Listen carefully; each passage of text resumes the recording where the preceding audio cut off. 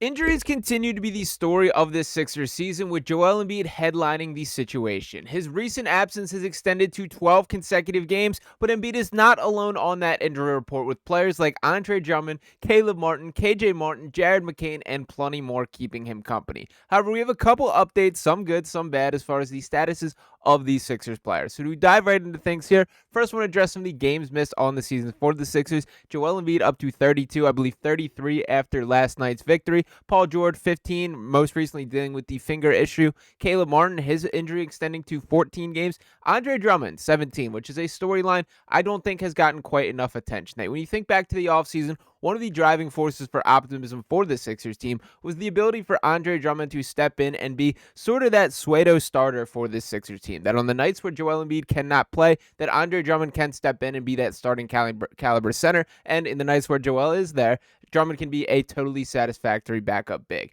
That has not proven to be the case from either direction there. That Joel Embiid has not held up his end of the bargain as far as his availability, and Andre Drummond, kind of an even worse situation here. Now, those are the first quotes that I do want to dive into from Nick Nurse specifically here, and he said, speaking pregame before the most recent victory over the Kings, quote, "It's just not good," said Coach Nick Nurse when asked about Andre Drummond. "It just seems to not be getting good enough, and when we thought it was good enough, it's been, I don't know, it's not really a re-injure, but it seems to be a pretty short shelf life." Drummond is always able to get some work done before games. The guy absolutely loves the game of basketball, and he's trying hard to get back on the floor, but the toe has held him back. He returned from a 7-game absence on January 18th against the Indiana Pacers, missed the contest against the Milwaukee Bucks the next night, and played against the Denver Nuggets on January 21st, and has not played since. And continue on, quote, "It gets good pregame," Nurse added. "He feels good. You guys are there. You see him. He's pretty active. He gets in the game. He goes, man, I can't push off. I can't do anything right now." So again, it was a setback from that Denver game.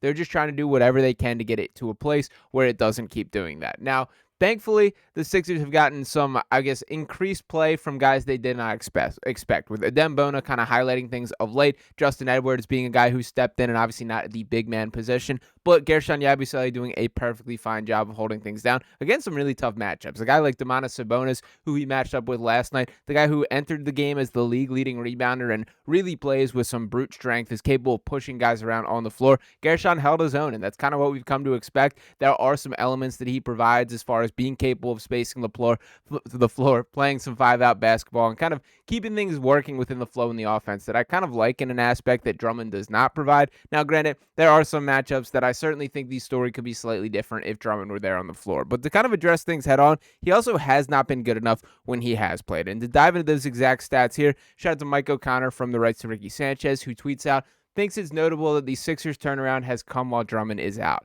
The team's net rating for the year with each player at center. For Adem Bona, minus 0.4. For Gershon Yabusele, minus 0.9. For Joel Embiid, plus 1.1. And for Andre Drummond, minus 13.2. Now, I think this is being a little bit hard on Drummond from the standpoint of obviously he's not in the entire control of the net rating, that there's other players. And for Nick Nurse specifically, when we flash back to the beginning of the season, which feels like forever ago at this point, one of my larger critiques back then is that I did not love the 5-man units being run with Andre Drummond. That I think oftentimes he got paired with some of the Kyle Lowry and Reggie Jackson backcourts. And while I'm completely against that, that seems to be something that Nick Nurse leans quite heavily on. My point being here that I don't think you can fully stick it to Drummond, but the point still stands that he has not been good enough in his opportunity. Now, for Joel Embiid specifically, he is still the story of this Sixers season, that this franchise and this team will not reach its ceiling without their franchise superstar being the driving force and foundation of this team. I'm feeling more encouraged than I have been in quite some time that his return is looming. And why do I say that?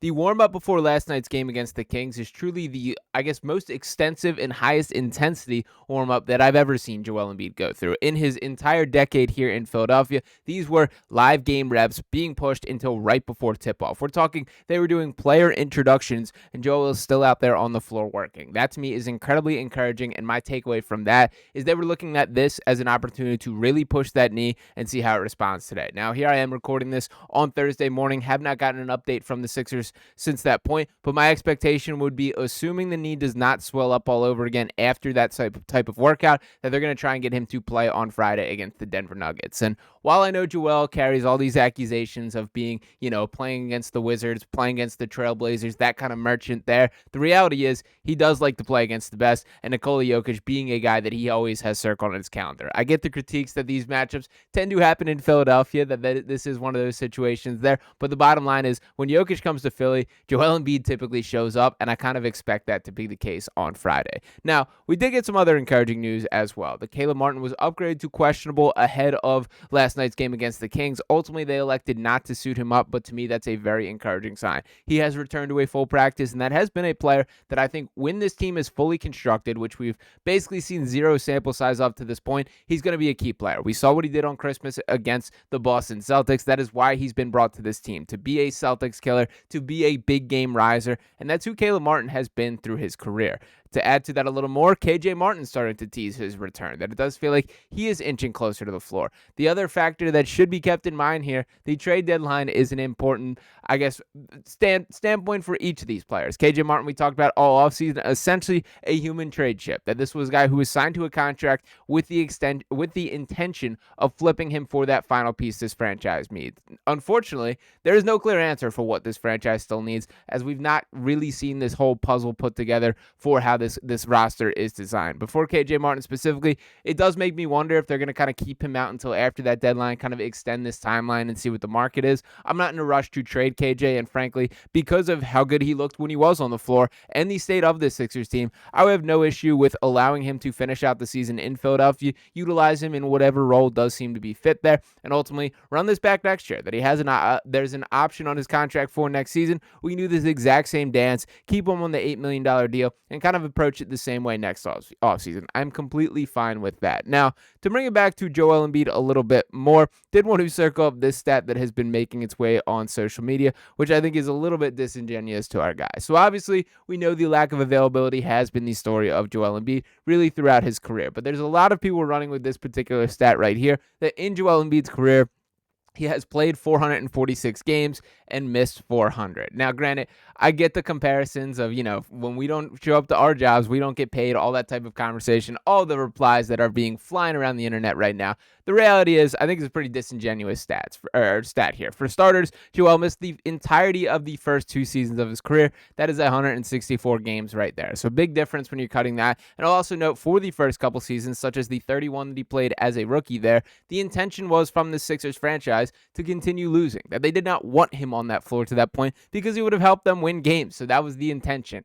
If you want to make this case on kind of a year-by-year basis since then, I can hear it out. But the reality is, Joel has been on the floor about the level of the star is expected. 50-plus games, 60-plus games, reaching the limit so he can qualify for MVP, things like that. That he has been more available than I think he probably gets credit for. And I'm still against the standpoint of the best ability is availability. I just don't agree with that to any extent. You can pick 95% of the NBA, they're never reaching the peak of what Joel can as a player, and you got to live with the downsides of what his body brings. Now, with that being said, that hasn't exactly been the version of Joel Embiid that we've seen this season. When he has been on the floor, the level of play has not quite cut it. 24.4 points per game, 7.9 rebounds, 3.8 assists, shooting just 32.7% from beyond the three-point arc, 45.2% from the field. We have seen these numbers start to climb a little bit. The final stretch, the last stretch that we saw of him on the floor before this recent 12-game absence, I would say was pretty clearly the best stretch of basketball that we've seen from him all year,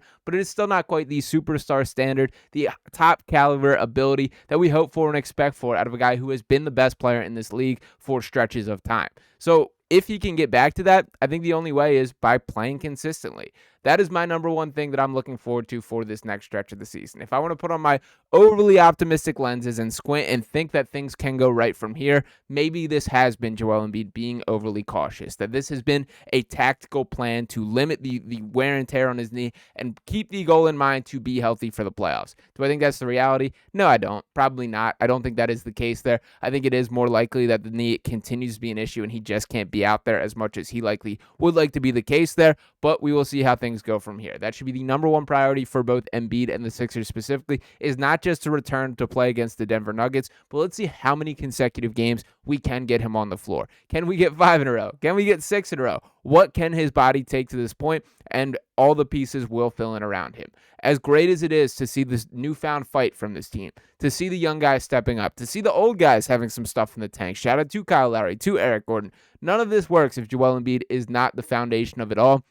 And they got to find a way to make that happen. So I do hope that starts with tomorrow's matchup against the Denver Nuggets there. I am keeping my fingers crossed and will be ready to react to that, whatever. But I am optimistic that is going to be the case, and that is sort of my expectation from here. So we'll see if we get any more updates from the Sixers organization moving forward ahead of game time. But I would say keep your eyes out on that, because I have a sneaky suspicion that Joel Embiid may be back on the floor a little sooner than a lot of people are giving credit. So let me know what you guys think in the comments and your thoughts on the injury status as a whole. Do specifically want to hear from you guys on what your outlook is for Andre Drummond. To put it out there, I would not be opposed to moving him at the trade deadline, and particularly while I understand he loves being in Philadelphia, I don't think I see a world where this is a guy who's a key part of the playoff run in the way that you would hope when you signed him. Whether that is because of the team circumstances, that is a part of it. The other part is I think Gershon Yabusele has been straight up better. And if you're going to get the most out of him, if this is going to be the lone season with him, I think you hand him the keys as both the backup 5 and playing the 4 next to Joel Embiid. He is capable of filling that type of role.